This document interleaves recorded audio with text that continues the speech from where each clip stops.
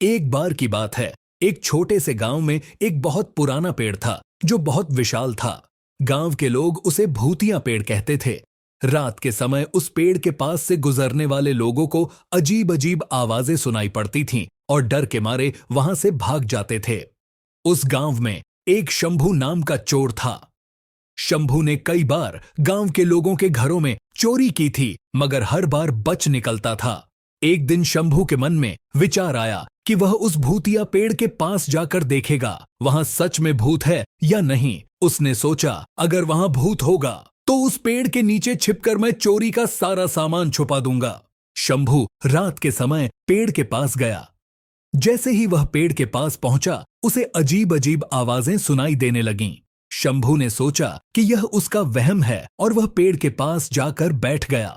अचानक पेड़ के डाल और पत्ते हिलने लगे और एक भयानक आवाज आई, कौन है जो आज मरने आया है? शंभू डर के मारे कांपने लगा। उसने देखा कि पेड़ के बीच से एक भूतिया साया निकल रहा है। वह साया धीरे धीरे शंभू के पास आया और बोला, तुम यहां आकर बहुत अच्छा किए, काफी दिनों से कोई नहीं आया था।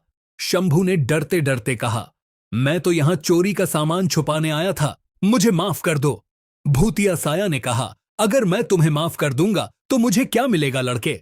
शंभू ने भूतिया साया से बोला, देखो, मैंने जीवन में बहुत लोगों को सताया है, लेकिन आज खुद की बारी आई तो समझ में आ रहा है, अगर तुम मुझे मार दोगे तो मेरा परिवार अनाथ हो जाएगा। लेकिन मैंने बहुतों का परिवार उजाड़ा है, शायद आज मुझे उस गुनाह का सजा मिलने वाला है।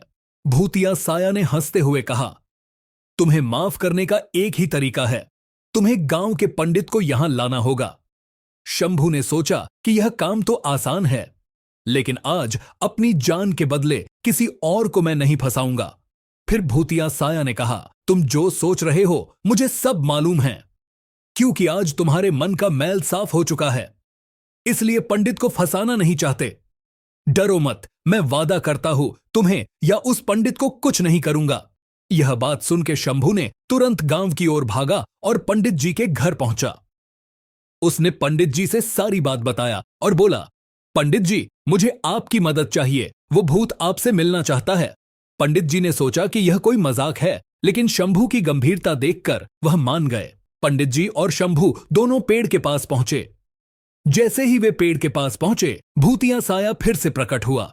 पंडित जी बोले, बोलो, तुम मुझे क्यों बुलाए हो? फिर साया ने बोला, पंडित जी, मैं इस पेड़ में फंसा हुआ आत्मा हूं, मुझे मुक्ति चाहिए। पंडित जी ने आत्मा से बोले, मैं ये कैसे कर सकता हूं? तुम्हें मुक्ति कैसे मिल सकती है?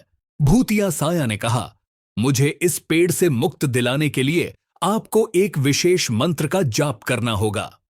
पंडित जी ने उस मंत्र का जाप शुरू किया और कुछ ही समय में भूतिया साया गायब हो गया। पेड़ की शाखाएं शांत हो गईं और वहां की अजीब आवाजें भी बंद हो गईं। शंभू ने पंडित जी का धन्यवाद किया और वादा किया कि वह अब कभी चोरी नहीं करेगा। गांव के लोगों को जब इसके बारे में पता चला तो उन्होंने शंभू को माफ कर दिया और पंडित जी की प्रशंसा की। उस दिन के बाद से वह पेड़ भूतिया नहीं रहा और गांव के लोग बिना डरे उस पेड़ के पास जाने लगे।